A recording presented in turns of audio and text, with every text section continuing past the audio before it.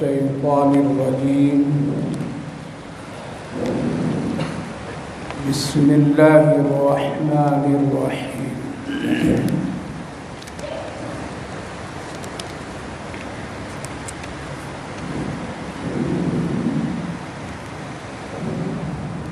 ألم تر أن الله أنزل من السماء ماء فأخرجنا به ثمرات مختلفا ألوانها ومن الجبال جدد بيض وحمر مختلف ألوانها وغرابيب سود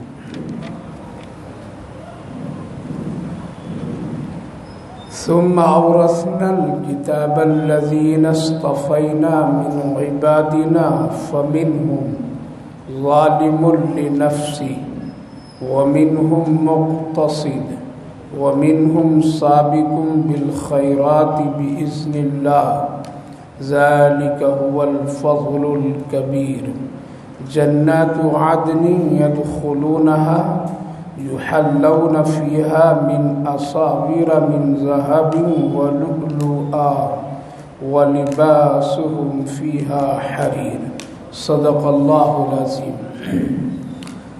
بھائی اور بزرگوں، اللہ رب العالمین کا شکر، اس کا احسان کہ اللہ تعالیٰ نے ہم سب کو نماز تراویح میں قرآن کریم سننے کا موقع عطا فرمایا۔ اللہ تعالیٰ قبول فرمائے۔ آج الحمدللہ 22واں جز گویا کہ مکمل ہو گیا۔ صرف سورہ یاسین کا کچھ حصہ اگر پڑھا گیا ہوتا تو پورا 22واں جز مکمل ہو جاتا۔ آج مشہور و معروف اور تاریخی صورتیں پڑھی گئی۔ ان میں ایک سورۃ الاحزاب، دوسری سورت سورۃ السبا، تیسری سورت سورہ فاطر، یہ 3 سورتیں مکمل ہوئی ہیں۔ سورۃ الاحزاب میں اللہ تعالیٰ نے مسلمانوں کی کامیابی اور کفر کی ناکامی کو ذکر کیا ہے، اور اس سورۃ پاک میں خاص کر رسول اللہ صلی اللہ علیہ وسلم کی عزت و مقام کیا ہے، کس طرح نبی کے ساتھ سلوک اور نبی کی ادب و احترام کرنا چاہیے، اس کو اللہ نے خوب بتایا ہے۔ اور یوں بتایا کہ اگر نبی کا قریبی ہی آدمی کیوں نہ ہو، اگر نبی کی شان میں گستاخی کر دے تو اللہ کو ذرہ برابر بھی برداشت نہیں ہے۔ اس لیے اس کا تعلق ایمان سے ہے۔ نبی کی عزت و احترام کرنا ایمان سے تعلق ہے۔ اس صورت پاک میں نبی کے حق اور حقوق کو خوب اللہ نے دلائل کے ساتھ، مضبوطی کے ساتھ ذکر فرمایا ہے۔ اس لیے جیتے جی کبھی بھی رسول اکرم صلی اللہ علیہ وسلم کی شان میں گستاخی نہ قولاً نہ فعلاً نہ عملاً کیجیے، بلکہ ہر حال میں نبی کے ادب و احترام کرتے رہنا چاہیے۔ سورہ سبا میں حضرت سلیمان علیہ السلام اور حضرت داؤد علیہ السلام کے معجزات کا ذکر، ان کی حکومت و سلطنت، اور ساتھ ساتھ ملک سبا ایک خاتون تھی جو حکومت کرتی تھی لیکن سورج کی پرستش کرتی تھی، عبادت کرتی تھی، اس کا بھی اس میں اللہ نے ذکر فرمایا جو بہت طویل ہے اور بہت تفصیل ہے۔ تیسری سورت سورہ فاطر میں اللہ رب العالمین فرشتوں کی طاقت کا ذکر کیا ہے، اور اس صورت پاک میں جنتیوں کی قسموں کو بھی اللہ نے ذکر کیا ہے۔ اسی صورت پاک میں ایک اچھے عالم اللہ کے نزدیک کون ہے، اس کا بھی اس میں ذکر کیا ہے۔ تو انشاءاللہ میں کوشش کروں گا جنتیوں کا تذکرہ اور ساتھ ساتھ اللہ کے نزدیک عالم کون ہے، یہ 2 باتوں کو خاص خیال رکھتے ہوئے ذہن میں سنیے۔ اللہ رب العالمین نے دنیا میں مختلف اعمال کی شکلوں کو پیدا کیا ہے اور بہت ساری نعمتیں پیدا کی ہیں، بہت طرح طرح کی نعمتیں، جس کو اللہ نے یہاں ذکر بھی فرمایا، الم تر ان اللہ انزل من السماء، دیکھو میری قدرت اور شان کے آسمان سے بارش اتارتا ہوں، زمین سے فروٹ نکال دیتا ہوں انواع اقسام کے، زمین ایک، پانی ایک، دھوپ ایک، ہوا ایک، لیکن مزہ الگ الگ۔ یہ کون ہے جو خفیہ اور قدرتی طور پر یہ ذائقے کو بدلتا ہے؟ کیا تم کو پھل اللہ کے کھاتے ہوئے اللہ نظر نہیں آتا ہے؟ اللہ کی طرف سے ایک پیغام ہے، میں وہ ہوں جو مختلف قسم کے پھل فروٹ تجھے دیتا ہوں، جبکہ اس پر غور کرو، تھوڑی سی توجہ دو، تھوڑی سی۔ سائنس پڑھتے ہیں، کالج اسکول میں پڑھتے ہیں، دنیا کے بہت سارے تجربات ہیں، لیکن خدا کی خدائی پر بھی کبھی غور و فکر کیجیے، اس کی طاقت پر، کہ کمال ہے رب کا کہ پانی ایک، دھوپ ایک، ہوا ایک، زمین ایک، لیکن نعمتیں الگ الگ، الگ رنگ، الگ مزہ، الگ کیفیت۔ یہ کون ہے جو اس کو کرتا ہے؟ تو ظاہر ہے اللہ فرماتا ہے کہ اس کو میں کرتا ہوں اور اس پر غور کرنا چاہیے۔ جب غور کریں گے تو اللہ کا شکر ادا کریں گے۔ پھر اللہ تعالیٰ نے فرمایا وَمِنَ النَّاسِ وَالدَّوَابِ وَالْأَنْعَامِ مُخْتَلِفٌ أَلْوَانُهُ، بہت سارے جانور چوپائے سب ہیں، ان کو بھی پہ غور کرو، کچھ حلال ہے، کچھ حرام ہے، کچھ چھوٹے ہیں، کچھ بڑے ہیں، کوئی پرندہ بڑا خوبصورت ہے، کوئی جانور بڑا خوبصورت ہے، کوئی بڑا طاقتور ہے۔ یہ ساری چیزیں الگ رنگ و روپ کا کس نے پیدا کیا؟ اللہ نے پیدا کیا۔ لہذا ان ساری چیزوں کو دیکھ کر کے، علم حاصل کر کے کیا کرنا چاہیے؟ اللہ سے ڈرنا اور اللہ سے شکر ادا کرنا چاہیے۔ تو اللہ تعالیٰ نے علماء کی تعریف کرتے ہوئے فرمایا انما یخشی اللہ من عبادہ العلماء۔ دنیا میں عالم بننے کے لیے کچھ اس کے اصول طے لوگوں نے کیے، 7 سال پڑھو، 8 سال پڑھو، 18 سال پڑھو، اور ایک نصاب ہے کتابوں کی، اس کتاب کی ترتیب سے پڑھو، تب پھر ایک سند دی جاتی ہے اور یہ کہا جاتا ہے کہ یہ عالم ہے۔ الگ الگ اس کے کورس ہیں، الگ الگ اس کے نصاب ہیں، الگ الگ اس کے پڑھنے کا انداز ہے۔ لہذا کہ کوئی کسی مدرسے میں 8 سال میں عالم بنتے ہیں، کہیں 10 سال بھی لگ جاتے ہیں، اور اب تو 10 مہینے میں لوگ بنا کے تیار کر دے رہے ہیں۔ فلٹر عالم، اس کو کیا کہتے ہیں؟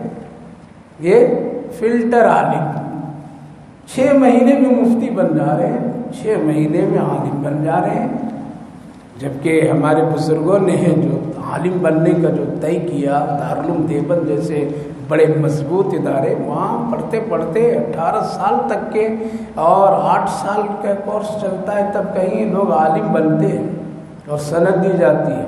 تو اب تو فلٹر شدہ نکال رہے ہیں لوگ۔ خیر، یہ ایک نصاب ہے، ہم اس کو کہہ دیتے ہیں، پورے کر لیا تو کہہ دیتے ہیں یہ عالم ہے، یہ مولوی صاحب ہے، مولانا ہے، مفتی ہے، مفسر ہے، محدث ہے۔ اللہ کس کو کہتا ہے عالم؟ اللہ کے یہاں یہ 8-9 سال نہیں، اللہ کے یہاں یہ کتابوں کا پڑھنے پڑھانے اور یہ سب ترتیب بھی نہیں۔ اللہ ایک ہی بات بتلا ہے، عالم وہ ہے۔ اگر کتاب بھی پڑھا ہے تو عالم وہ ہے، کتاب نہیں پڑھا ہے لیکن میرے نزدیک عالم وہ ہے جس کے دل میں اللہ کا ڈر ہے، وہ عالم ہے بس۔ اگر کتاب کو آدمی 18 سال میں پڑھ لیا اور اللہ کا ڈر ہی نہیں، تو اللہ فرماتا ہے یہ عالم نہیں ہے۔ اس کی مثال سورہ جمعہ میں اللہ نے دیا ہے کہ اس کی مثال ایسی ہے جیسے گدھے پر کوئی کتاب رکھ دیا، اگر وہ ڈرتا نہیں، میں قرآن سے بول رہا ہوں، اپنی طرف سے نہیں بول رہا ہوں، مثل الذین حملوا التوراۃ سے مثال اللہ نے دی۔ لہذا ایک عالم دین اگر کتاب پڑھ لے نصاب کے مطابق، بڑے سے بڑے مدرسے سے پڑھ کر کے آ جائے، اور اگر خشیت الی اللہ نہیں تو وہ اللہ کے نزدیک عالم نہیں، ہمارے اور آپ کے نزدیک وہ عالم ہے۔ لیکن اللہ کے نزدیک عالم ہونے کی شرط کیا ہے؟ اللہ سے ڈر اس کو ہو، وہ اپنے علم سے اللہ سے ڈرتا ہو۔ اسی لیے تو علماء کا مقام ہے اس امت کے۔ حدیث ہے العلماء امتی کا انبیاء بنی اسرائیل۔ کیا معنی؟ کہ میری امت کے علماء کا درجہ اور اس کی مثال ایسی ہے جیسے بنی اسرائیل کے علماء تھے۔ کیا تھے؟ بنی اسرائیل میں انبیاء جو تھے، اس امت کے علماء کا وہ شان ہے اور درجہ ہے۔ اللہ کے رسول صلی اللہ علیہ وسلم فرمائے، ہمارے بڑوں میں سے ایک بہت بڑے بزرگ ہیں حضرت حکیم الاسلام قاری طیب صاحب رحمہم اللہ۔ انہوں نے اپنے خطبات میں اس حدیث پاک کی وضاحت کرتے ہوئے اور اس آیت کریمہ کے ضمن میں بتاتے ہوئے لکھتے ہیں اور بیان فرماتے ہیں کہ ایک اپنے اکابر میں سے اہل اللہ میں سے خواب دیکھا، علماء کی بتا رہا ہوں اور اس امت کا مقام اور فضیلت بتا رہا ہوں کہ خواب دیکھے انہوں نے، ایک بہت وسیع اور عریض میدان ہے خوبصورت، جہاں پر تمام انبیاء علیہ السلام ہیں اور اللہ کے رسول صلی اللہ علیہ وسلم ہیں۔ تو داہنے جانب تمام انبیاء اور رسول بیٹھے ہیں، اس طرف تمام اس امت کے علماء بیٹھے ہیں، صحابہ سے لے کر کے علماء تک کے بیٹھے ہوئے ہیں۔ بات چل رہی ہے، گفتگو ہو رہی ہے، اس میں حضرت موسیٰ علیہ السلام کھڑے ہوئے، ان کے دل میں ایک بات کھٹک رہی تھی۔ یہ عجیب بات ہے کہ ہمارے بنی اسرائیل میں اتنے انبیاء آئے ہیں، لیکن ان سارے انبیاء میں درجہ محمد الرسول اللہ کی امتی کے علماء کا دے دیا گیا ہے۔ ان کے دل میں کھٹک تھی، اس لیے کھڑے ہو کر کے کہا، یا رسول اللہ ایک بات ہم آپ سے معلوم کرنا چاہتے ہیں۔ کہا کہ معلوم کیجیے۔ کہا کہ کیا آپ نے یہ حدیث فرمائی ہے کہ العلماء امتی کا انبیاء بنی اسرائیل؟ کہا کہ ہاں میں نے کہا ہے۔ کہا کہ آپ کی امت کے علماء کا اتنا بڑا مقام جو بنی اسرائیل میں انبیاء رسول تھے وہ مقام؟ کہا کہ ہاں میں نے کہا ہے۔ کہا کہ اگر آپ اجازت دیں تو آپ کے یہ علماء جو بیٹھے ہیں ان میں سے میں کچھ بات کروں، بہت توجہ کی بات ہے۔ کہا کہ پوچھ لو کسی سے، کوئی سوال کر لیجیے آپ۔ تو حضرت موسیٰ علیہ السلام کی نظر حضرت امام غزالی رحمہ اللہ پر پڑی، زبردست عالم دین۔ ان کو اٹھایا، آؤ ادھر، آ گئے سامنے۔ کہا کہ آپ کا نام؟ تو انہوں نے اپنا نام بتایا، اپنا نام، اپنے والد کا نام، والد کے والد کا نام، فلاں فلاں فلاں فلاں فلاں بتاتے بتاتے حضرت آدم علیہ السلام تک بتا دیے۔ کسی کو یاد رہے گا؟ وہاں تک حسب و نسب جوڑ دیے، سنا دیے۔ سوال صرف کیا تھا کہ آپ کا نام کیا ہے؟ جواب کتنا لمبا کھینچے اور حضرت آدم تک پہنچ گئے۔ حضرت موسیٰ علیہ السلام جب ان کی بات ختم ہوئی تو پوچھے، عجیب بات ہے، سوال تو چھوٹا کیا تھا، جواب بھی اب چھوٹا دے دیے ہوتے، یہ تو سمجھداری کی بات ہے، لیکن آپ اتنا لمبا جواب میں آدم تک پہنچ گئے۔ آپ حضرت آدم بھی بیٹھے وہاں پہ۔ پوچھا تھا تو اتنے ہی نہیں کہ آپ کا نام کیا ہے، جواب دے دیے تھے میں غزالی ہوں، بس بات ختم ہو گئی تھی۔ تو حضرت امام غزالی تھوڑی دیر کے بعد میں کہا کہ آپ بھی ذرا یاد کیجیے، جب اللہ نے آپ کو کوہ طور پر بلایا تھا اور آپ کے ہاتھ میں ایک لاٹھی تھی نا، تو اللہ سے پوچھا تھا وما تلک بیمینک یا موسیٰ، اے موسیٰ تیرے داہنے ہاتھ میں کیا ہے؟ تو آپ نے کتنا لمبا جواب دیا تھا، وما تلک بیمینک یا موسیٰ قال ہی عصای اتوکل علیہا واحث بہا علی غنمی ولی فیہا معارب اخری، کہ میرے دائنے ہاتھ میں اللہ لاٹھی ہے، اس سے ٹیک لگاتا ہوں، پتے جھاڑتا ہوں، بکریوں کو سمیٹتا ہوں، یہ کام کرتا ہوں، یہ کام کرتا ہوں، بہت سارے کام اس لاٹھی سے میں کرتا ہوں۔ تو اللہ نے صرف پوچھا تھا دائنے ہاتھ میں کیا ہے، تو آپ کو جواب دینا تھا کہ میرے دائنے ہاتھ میں لاٹھی، بات ختم ہو گئی رہتی، لیکن آپ اتنا لمبا جواب کیوں دیے؟ حضرت موسیٰ علیہ السلام امام غزالی کی اس سوال اور جواب پر مسکرائے اور کہا کہ یا رسول اللہ واقعتاً آپ کی امت کے علماء بہت علم والے ہیں اور بڑے فضل والے، کیا ہیں؟ فضل والے۔ قرآن سے بات ظاہر ہے کہ کوئی آدمی کسی سے محبت تو چاہتا ہے کہ اور بات کریں اور بات کریں اور بات کریں۔ تو خیر میں عرض یہ کر رہا ہوں میرے بھائیوں بزرگوں، عالم دین اللہ کے نزدیک وہ ہے جس کے دل میں خشیت اللہ ہے، اللہ کے ڈر، اللہ کی محبت اگر ہے تب تو وہ عالم دین ہے، ورنہ سند کتنے لے کر کے آ جائیے، سند کتنے دکھا دیجئے، جبے کبے دستار پہن کر کے امت کے سامنے پورے القاب و آداب کے ساتھ آ جائیے، اللہ کے نزدیک وہ عالم نہیں ہے جس کے دل میں خشیت اللہ۔ خشیت اللہ کے مطلب یہ نہیں کہ توبہ توبہ ڈر رہا ہوں بہت، دیکھنا پڑے گا کہ یہ عالم دین سنت کے مطابق زندگی گزار رہا ہے یا نہیں گزار رہا ہے، حلال و حرام میں فرق کر رہا ہے یا نہیں کر رہا ہے، یا سب گڑبڑ کر کے زندگی گزار رہا ہے، دیکھنا پڑے گا۔ یہ خشیت اللہ، تو اللہ نے فرمایا علماء تو وہی ہیں جو اللہ سے ڈرنے والے۔ لہٰذا ایک ایسی بنیادی پوائنٹ ہے کہ اگر اس کو اور اس کسوٹی پر جانچا جائے تو قسم خدا کی علماء بہت کم نظر آئیں گے، بہت اس معیار پر کم نظر آئیں گے۔ تو اللہ تعالیٰ نے فرمایا من عبادی العلماء۔ تیسری بات ہے اللہ فرمائے لوگوں کچھ بھی کرو، کرتے رہو، اللہ کی کتاب خوب پڑھو۔ کون سی کتاب؟ قرآن خوب پڑھو۔ وَأَقَامُوا الصَّلَاةَ، اور نماز پڑھو۔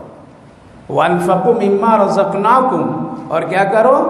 خرچ کرتے رہو جو کچھ میں نے تم کو دیا ہے، دکھا کر کے بھی چھپا کر کے بھی۔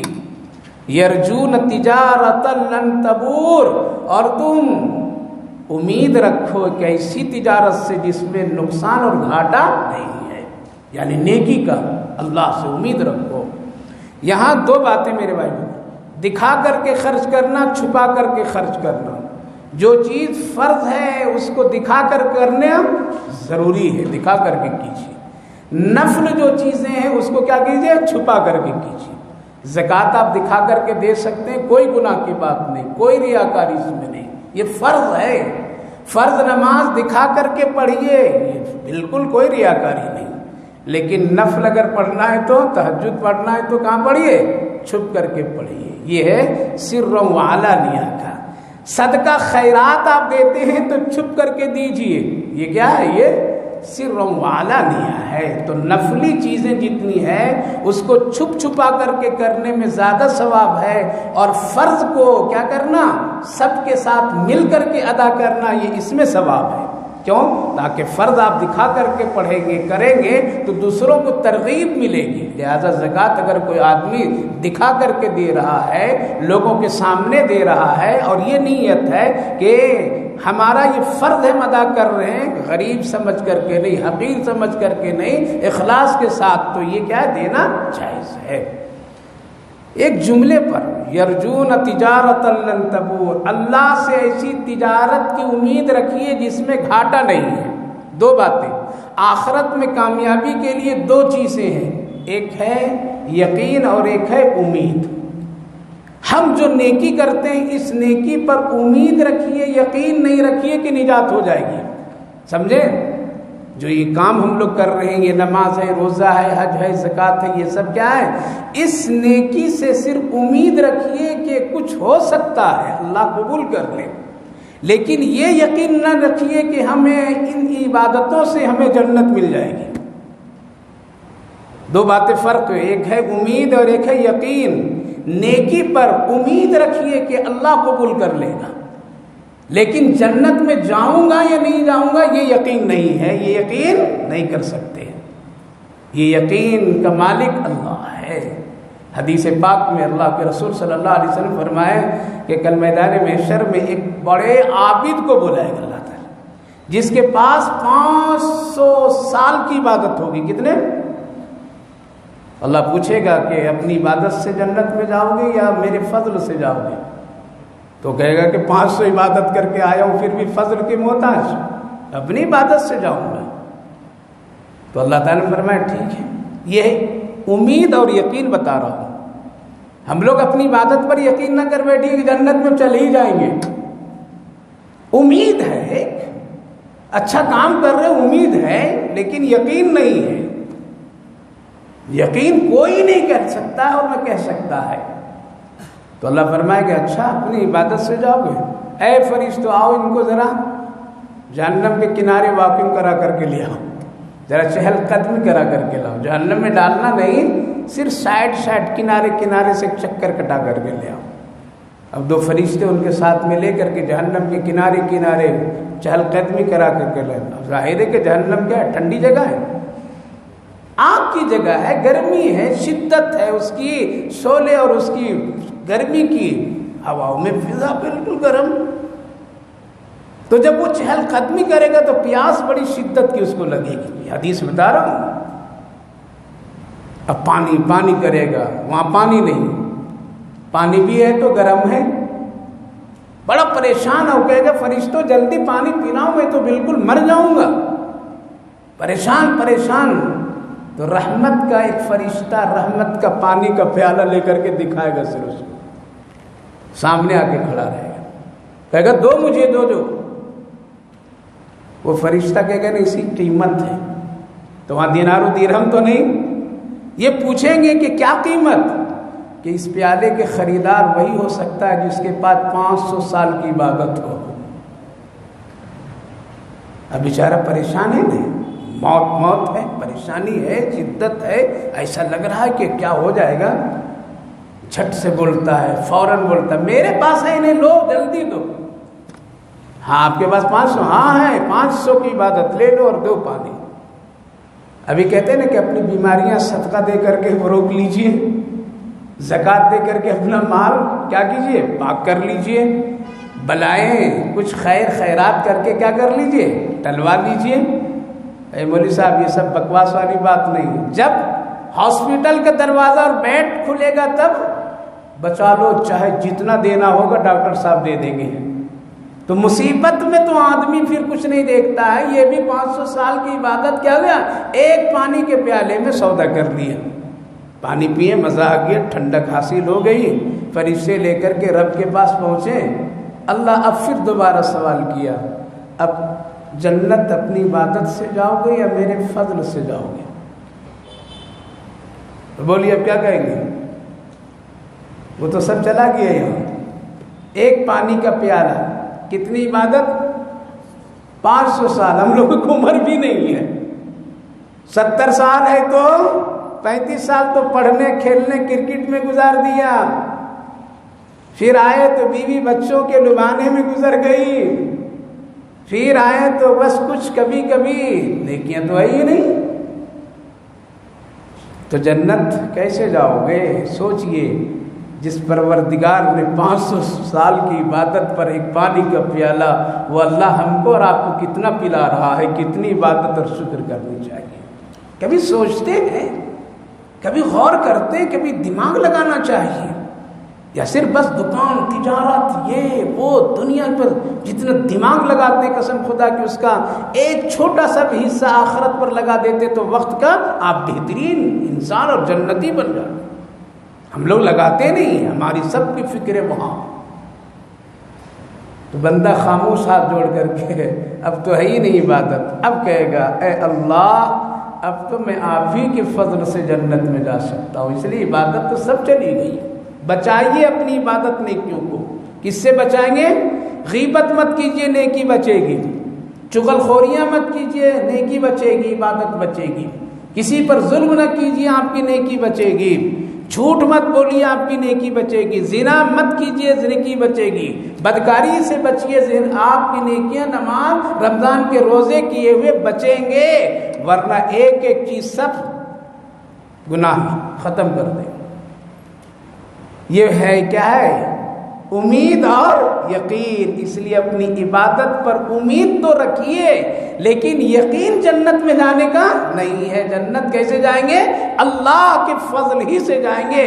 ورنہ اللہ کے سامنے ہم پیش کریں گے رمضان کا روزہ، نماز، تو اللہ فرمائے گا صحت دیا تھا تب روزہ رکھا، صحت دیا تب تم نے جسم کا شکر ادا کیا اور نماز پڑھا، زکوٰۃ دیا میرے رب اس سے بھیج دو، مال دیا تب زکوٰۃ دیا ہے، اگر مال نہیں دیتا تو زکوٰۃ لینے والا تو بن جاتا.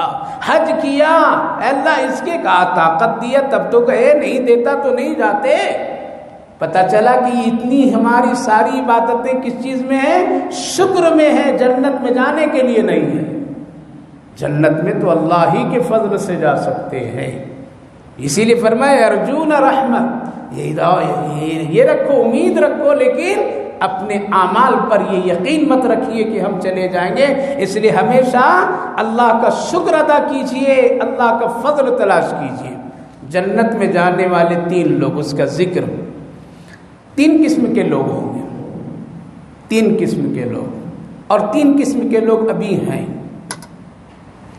ایک وہ لوگ ہیں قرآن میں آیا ہے اللہ تعالیٰ نے کہ میں اپنے بندوں میں سے فَمِنْهُمْ ظَالِمٌ لِنَفْسِهِ، میرے بندوں میں ایک وہ لوگ ہیں جو اپنے نفس پر ظلم کرتے ہیں. یہ کون لوگ ہیں؟ یہ وہ لوگ ہیں جو جانتے ہوئے فرض مان کر دوسرے عمل نہیں کرتے. صرف ایمان کو فرض جانا مسلمان بن گیا، اب واجبات عمل نہیں کرتا، نماز نہیں پڑھتا، حج نہیں کرتا، روزہ نہیں رکھتا ہے، اچھے کام نہیں کرتا ہے، اور ساتھ ساتھ وہ کیا کرتا ہے؟ گناہ بھی کرتا ہے. یہ کیا ہوا؟ ظالم لنفسی. ایک قسم کے یہ. دوسرے قسم کے مسلمان وہ ہے جو مقتصد، درمیان چال چلتا ہے. کیا چلتا ہے؟ درمیان میں. درمیان کا مطلب یہ ہے موقع مل گیا تو اچھا، موقع ذرا سا مل گیا تو غلط. دونوں کام. رمضان آیا تو ماشاءاللہ توبہ توبہ سبحان اللہ، رمضان گزرا پھر گناہ. یہ کیا؟ یہ مقتصد لوگ ہیں. کیا ہے؟ موقع دیکھ کر کے عبادت کرتے، موقع دیکھ کر کے نیکی کرتے، موقع دیکھ کر کے حلال و حرام پر. تو یہ دوسرے قسم کے لوگ ہیں. تیسرے قسم کے اعلیٰ درجے کے مسلمان جو گناہ کرتے ہی نہیں ہیں، ہمیشہ کیا کرتے ہیں؟ نیکی کی فکر کرتے ہیں، نیکی کی طرف جاتے ہیں.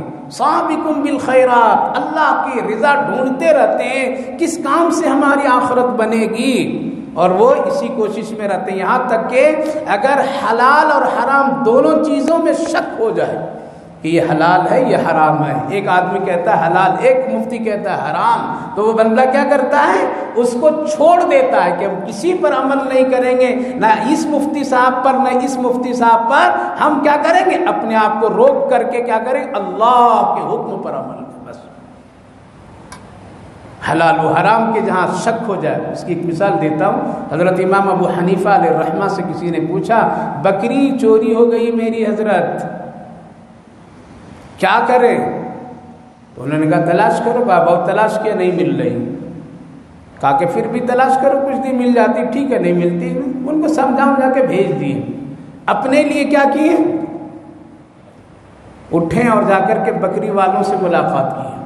بھائی ایک بکری کی فطری زندگی کتنی ہوگی؟ اگر اس کو ذبح کرے نہیں، کاٹے نہیں، تو کتنے دن تک وہ زندہ رہ سکتی؟ کسی نے کہا کہ 12 سال تک، کسی نے کچھ، کسی نے کچھ، کسی نے کچھ.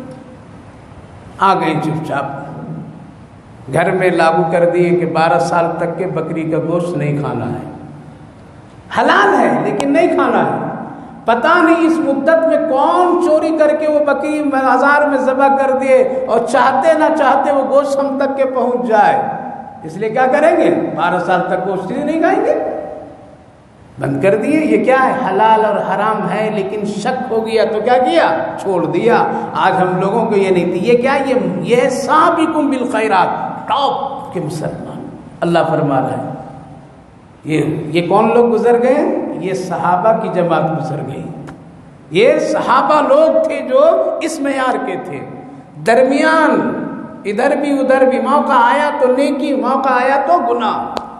یہ صحابہ کے بعد کے مسلمان جس کو اللہ کے رسول خیر القرون قرنی ثم الذین یلونہم ثم الذین یلونہم. تیسرے قسم کا نہیں کریں گے، ہم اپنی مرضی سے چلیں گے. یہ ہم لوگوں کا زمانہ ہے. کون سا؟ ہم لوگوں کا زمانہ ہے. بعض علماء کرام فرمائے جنتیوں کا یہ ہے، ایک طبقہ وہ ہوگا سابقون بالخیرات، اللہ ان سے حساب نہیں لے گا، ان کے چہرے پر ایک پیشانی پر ایک علامت ہوگی، اللہ فرمائے گا بغیر حساب کے کیا کرو؟ جنت چلے جاؤ. یہ سابقون بالخیرات، یہ پہلے سے وہاں اتنا بھیج چکے ہیں، اتنا پہلے سے وہاں جمع کر چکے ہیں. ان کا خزانے میں نیکیاں اتنی پہلے سے اللہ دیکھ رہا ہے، جان رہا ہے. اب اس کو روک کر کے پوچھنے کے کیا ہے؟ لہذا قبر سے اٹھیں گے، پیشانی پر ایک نشان لگے گی. یہ کون لوگ ہیں؟ سابقون بالخیرات. ان کے پہلے سے راستہ کلیئر. اس کی ایک مثال، بہت ساری گاڑیاں آ رہی ہیں لیکن ایک گاڑی پر کوئی لیبل لگا ہوا حکومت کے بڑے آدمی کا، تو اس کو کیا کرتے ہیں؟ راستہ کلیئر. تو یہ سابقون بالخیرات لوگ ہیں جن سے حساب نہیں ہوگا، حساب نہیں ہوگا، یہ اتنا خزانہ بھر چکے ہیں نیکیوں کا، پہلے سے تیاری ہے، تو حساب کتاب ان سے نہیں۔ مقتصد، اس کے بعد والے ایک طبقہ، اللہ تعالیٰ تھوڑا سا حساب لے گا، زیادہ نہیں لے گا، کیا کرے گا؟ تھوڑا لے گا، جلدی سے اس کو لے کر کے اس کو بھی پاس کر دے گا، کیونکہ اس کے پاس میں نیکی ہے۔ کبھی کبھی بیچارہ گناہ کر لیا ہے، کبھی کبھی نفس کے پیروی کر لیا ہے، کبھی کبھی اس نے کچھ کر لیا، لہذا اللہ فرمائے گا ایک بندہ کمزور تھا، اس کو کہتے ہیں رحم، کیا کہتے ہیں؟ رحم، جلدی سے حساب لے کر کے اللہ اس کو بھی زیادہ اس کو مشکل کا سامنا نہیں کرنا پڑے گا۔ یہ ہے مقتصد لوگ ہیں۔ تو جنت کے قسموں میں سے دو سمجھے نے، ایک وہ لوگ جو پہلے سے اتنی نیکیاں خزانے میں جمع کر دیے ہیں کہ اب ان سے سوال نہیں ہوگا، قبر سے اٹھتے ہی ان کی پیشانی پر ایک نشان لگے گی، فرشتہ دیکھ کر کے ان کے جنت کے راستے کلیئر کر دیں گے۔ اس بازار میں نشان نہیں ملیں گے، قبر سے اٹھنے کے بعد ملیں گے۔ اس کی تیاری اس نشان کی یہی کرنی پڑے گی۔ کیسے کرنی پڑے گی؟ نیکی کیجئے، جمع کیجئے، چھوٹی چھوٹی نیکیوں سے اپنی آخرت میں اس کو بھرتے رہیے، انشاءاللہ اس سے نشان لگ جائیں گے، اپنے آپ ٹپا لگ جائے گا۔ اس لیے اللہ اشارہ کرے گا، تہجد گزار، ماں باپ کی خدمت کرنے والا، فلاں فلاں آ جاؤ، چلو چلو سب چلے جاؤ، ان سے حساب نہیں۔ مقتصد، ان پر بھی اللہ رحم کرے گا، جس کو کہا گیا ہے الحمدللہ رب العالمین الرحمن الرحیم، ہے نا؟ تو رحیم جو اللہ ہے وہ آخرت کے لیے کہ اپنے بندے پر خاص رحم فرمائے گا۔ اب اللہ دیکھے گا کہ اس کی نیکی بھی ہے اور اس کا گناہ بھی کچھ ہے، تو اللہ اپنے فضل سے رحم کرے گا اور اس کو کیا کرے گا؟ تو بھی بندہ چلے جا، تو بہت سورہ یاسین پڑھا ہے، تو بہت یہ نیکی کیا ہے، تو کبھی ہمدردی کیا ہے، فلاں فلاں، تو اس سے بھی حساب نہیں لے گا۔ اب سوچئے کہ ہم لوگ کس میں ہیں، اپنے آپ پتہ لگائیے۔ یہاں اس رجسٹر میں نام جیسے ڈھونڈتے ہیں ویسے قرآن میں ڈھونڈیے۔ تیسرا وہ ہے ظالم لنفسی، جس نے آخرت کی پرواہ نہیں کی اور گناہ کرتا رہا، اللہ حساب ہی نہیں لے گا، گناہ کرتا رہا، ہوگا تو دے دیں گے، گناہ کرتا رہا، صرف اور صرف کیا ہے؟ اس کے نام اعمال میں گناہ ہے زیادہ، نیکی ہے کم، لہذا ان سے بڑی سختی سے نمٹا جائے گا۔ کیا ہوگا؟ ہر چیز کا حساب ان سے لیا جائے گا۔ یہ ہے ظالم للنفس۔ تو تین قسم کے جنتی ہوئے، کس میں جانا چاہیں گے؟ اگر پہلے میں جانا چاہتے ہیں سابقون بالخیرات میں، تو کیا کرنا پڑے گا؟ یہاں محنت کرنی پڑے گی، یہاں تیاری کرنی پڑے گی، آخرت میں پہلے سے بھیجیے کچھ اللہ کے ہاں۔ جب بھیج دیں گے تو اللہ خود فرمایا ہم سے تجارت کر لو، اس تجارت میں تمہارے لیے کوئی نقصان نہیں ہوگا، اگر ایک روٹی کا بھی تم ٹکڑا دے دے گا تو اس کی بھی میں قدر کروں گا۔ ایک بیوہ عورت تھی جو ایک مدرسہ دارالعلوم میں جب ایک طالب علم کا کھانا نہیں جاری ہوا اور وہ بیوہ عورت اس سے پوچھی بیٹا تو بڑا افسردہ رہتا ہے، کیوں رہتا ہے؟ کہا کہ کھانے کا انتظام نہیں ہے میرا۔ کہا کہ تعلیم مت چھوڑو، تم عالم بنو، کھلاؤں گی میں تجھے اللہ کی توفیق سے۔ کیسے کھلائیں گے آپ؟ وہ بیوہ عورت کہتی ہے کہ بیٹا میں گھر میں کام کرتی ہوں، وہاں مجھے 2 روٹی ملتی ہے، ایک روٹی تیرے لیے، ایک روٹی میں اپنے لیے، صبح کو بھی ایک روٹی دوں گی اور شام کو بھی ایک روٹی دوں گی، لیکن تم پڑھو، عالم بنو، حافظ بنو، جتنا پڑھنا ہے پڑھو۔ کھلاتی رہی وہ بیوہ عورت، سوچی ایک روٹی۔ زمانہ گزر گئے، وہ بڑے عالم دین بنے، بڑے مشہور عالم دین بنے، ہمارے پڑوسی ملک میں چلے گئے۔ وہ کہتے ہیں، لکھتے ہیں کہ ایک مرتبہ انہوں نے خواب میں دیکھا کہ وہ بیوہ عورت انتقال کر گئی اور جنت کے بہت ہی اعلیٰ محل میں وہ بالکل ریش و حریم کے ساتھ میں بڑی عمدہ لباسوں میں ایک تخت پر بیٹھی ہوئی ہے۔ حضرت نے پوچھا اماں جی آپ یہاں کیسے؟ کہا کہ بیٹا وہ روٹی نہیں یہاں لے آیا مجھے۔ کون سی روٹی؟ جو تم کو کھلاتی تھی میں اپنے آپ کو بچا کر کے، وہ روٹی نے مجھے یہاں لے آئی۔ اللہ نے فرمایا سابقون بالخیرات، یہ پہلے سے بھیج کر کے رکھی ہے اور اپنے خرچ سے، اپنی روٹی کے سے ایک عالم دین حافظ قرآن بنا لی ہے، یہ اس کی بدلے سے آج اس کو اس جنت کے مقام پر دیجیے۔ تو اللہ کو دیں گے تو گھاٹا نہیں، چھوٹا سا ٹکڑا کھجور کا بھی دیں گے تو اللہ قدر کرنے والا ہے۔ اس لیے ماں بہنوں، بزرگوں، بھائیوں، اپنے ہاتھوں سے جنت کا سودا اللہ سے کر لیجئے۔ تو یہ 3 قسم کے لوگ ہو گئے۔ یہ لوگ بھی آخر میں کیا ہوں گے؟ جنت جائیں گے۔ کون لوگ؟ جن کا گناہ زیادہ نیکی کم، لیکن چھٹائی کٹائی کے بعد جائیں گے۔ کہاں چھٹائی کٹائی ہوگی تھوڑی، ذرا آراف میں رکیں گے یا جہنم میں چلے جائیں گے، پھر سفارش ہوگی، چھٹ کٹ کر کے پھر یہ جائیں گے۔